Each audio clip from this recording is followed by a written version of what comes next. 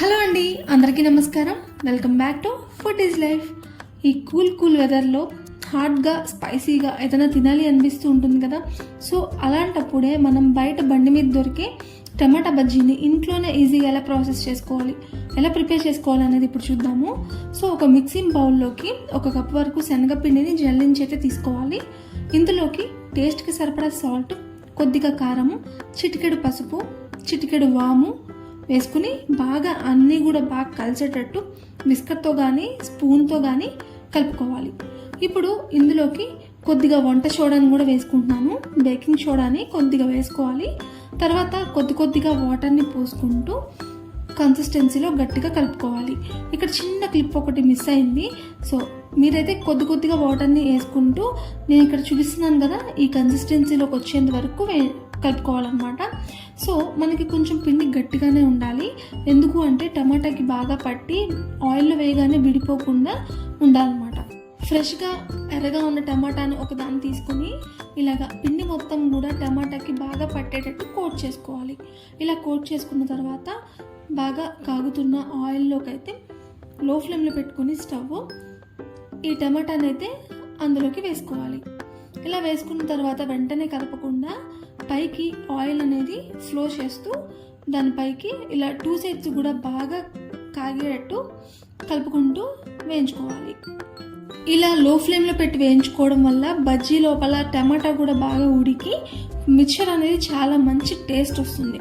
So ఇక్కడ చూస్తున్నారు కదా, ఇలా కలర్ చేంజ్ అవ్వగానే తీసేసి మనం పక్కన పెట్టేసుకుని మిగిలిన బజ్జీలు కూడా ప్రిపేర్ చేసుకుందాము. మనం శనగపిండిని అంత గట్టిగా కలుపుకోవడం వల్ల మనకేమి గట్టి రావు, బజ్జీలు బాగానే వస్తాయి. ఎందుకంటే మనం వంట సోడా వేసుకున్నాం కదా కొంచెం, సో దానివల్ల బాగా గుల్లగా ఉండి మంచి క్రంచిగా ఉంటాయన్నమాట. సో ఇప్పుడు మిగిలినవి కూడా మనం ఇలానే వేయించుకోవాలి. టమాటా బజ్జీ అంతా ఎవరైనా బయట టమాటా బజ్జీని ట్రై చేయని వాళ్ళైతే ఉన్నారా? ఒకసారి అయితే కమెంట్ చేయండి, నేను కూడా తెలుసుకుంటాను.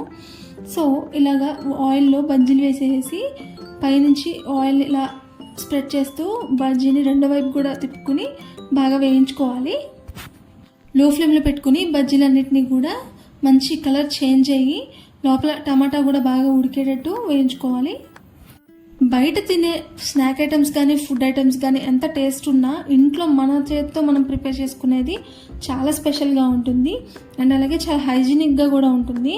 సో ప్రిఫర్ చేయండి ఇంట్లో చేసుకోవడానికి ఎక్కువ. బయట తినచ్చు ఎప్పుడప్పుడు, కానీ ఇంట్లో చేసుకుంటే మాత్రం ఆ సాటిస్ఫాక్షన్ వేరే లెవెల్ ఉంటుంది అంతే. సో ఇప్పుడు బజ్జీలన్నీ కూడా ప్రిపేర్ చేసుకుని పక్కన పెట్టేసుకున్నాము. ఇప్పుడు ఇక్కడ ఒక బజ్జీని అయితే తీసుకున్నాను. దీన్ని అయితే నేను ఇక్కడ హాఫ్కి అయితే కట్ చేసుకుంటున్నాను. ఇలా హాఫ్కి కట్ చేసుకుని మనం మధ్యలో ఉన్న టమాటాని అయితే రిమూవ్ చేసేసుకోవాలి. ఇప్పుడు ఆ టమాటాతోనే మనం మిక్చర్ అయితే ప్రిపేర్ చేసుకోబోతున్నాము. సో అది ఏంటి ఎలా అనేది ఇప్పుడు మనం అయితే ప్రాసెస్ చూసేద్దాము. సో మధ్యలో ఉన్న టమాటాని ఇలాగా జస్ట్ చేత్తో తీసేస్తే రిమూవ్ అయిపోయి టమాటా విడిగా బజ్జీ విడిగా అయితే వచ్చేస్తుంది. సో ఇక్కడ చూస్తున్నారు కదా, కప్స్ లాగా ఉన్నాయి. సో ఈ కప్స్లోనే మనం మిక్చర్ ప్రిపేర్ చేసుకుని పెట్టుకోబోతున్నాము. సో ఇక్కడ నేను దీనికోసం ఇంకో బజ్జీని కూడా అయితే కట్ చేసేస్తున్నాను. కట్ చేసుకుని దీనికి కూడా మధ్యలో ఉన్న టమాటాని అయితే రిమూవ్ చేసేసి దీనికి కూడా కప్స్ లాగా అయితే నేను ఇక్కడ ప్రిపేర్ చేసి పెట్టేసుకుంటున్నాను. సో ఇప్పుడు ఈ కప్స్లోకి మనం మిక్చర్ అయితే ఎలా ప్రిపేర్ చేసుకోవాలనేది చూసేద్దాము. సో ఫస్ట్ కప్స్ అయితే పక్కన పెట్టేసుకుని ఉడకపెట్టుకున్న టమాటాలను అయితే ముక్కలుగా కట్ చేసుకోవాలి. ఆ ఫ్రంట్ ఉన్న పార్ట్ని అయితే రిమూవ్ చేసేసి మిగిలిన టమాటా మొత్తాన్ని కూడా ఇలా చిన్న పార్ట్స్గా అయితే కట్ చేసుకుంటున్నాను.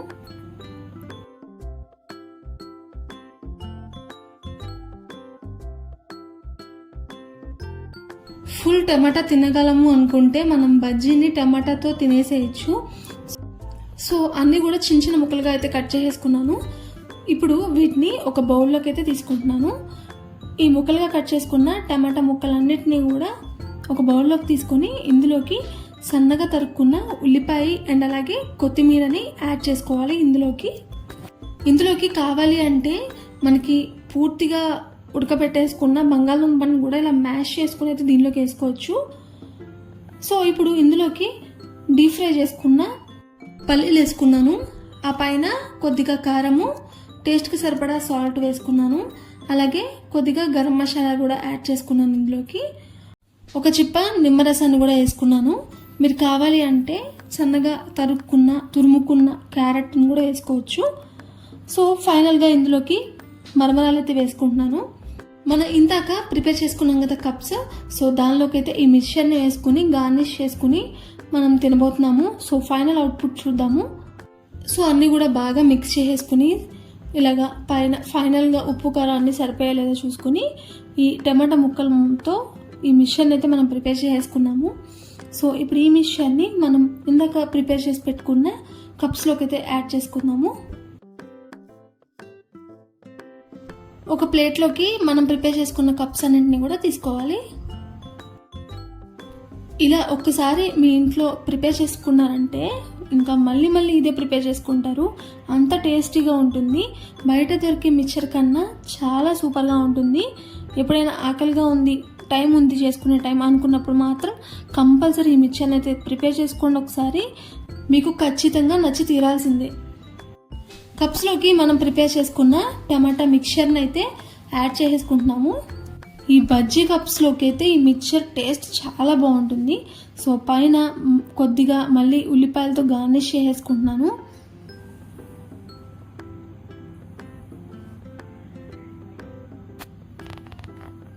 ఆ పైన కొద్దిగా డీప్ ఫ్రై చేసుకున్న పల్లీలు,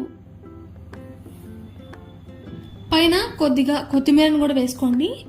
అండ్ అలాగే తర్వాత ఫైనల్గా సన్నకార పూసను కూడా ఇలా చిదుముకుని కొంచెంగా పైన యాడ్ చేసుకోండి. అంతే, ఎంతో టేస్టీ అయిన టమాటా బజ్జీ అయితే ప్రిపేర్ అయిపోయింది. సో ఇంకెందుకు ఆలస్యం, చూడడానికి చాలా టెంప్టింగ్గా ఉంది కదా. సో ఈ ప్రాసెస్లో నేను చెప్పినట్టుగా ఒక్కసారి మీరు ట్రై చేయండి. మీకు ఖచ్చితంగా నచ్చుతుంది. మీ ఫ్రెండ్స్ అండ్ ఫ్యామిలీ మెంబర్స్కి కూడా కంపల్సరీ షేర్ చేయండి. అంతేకాదు ఈ వీడియో కనుక మీకు నచ్చినట్లయితే please like, share and subscribe to food is life. Thanks for watching.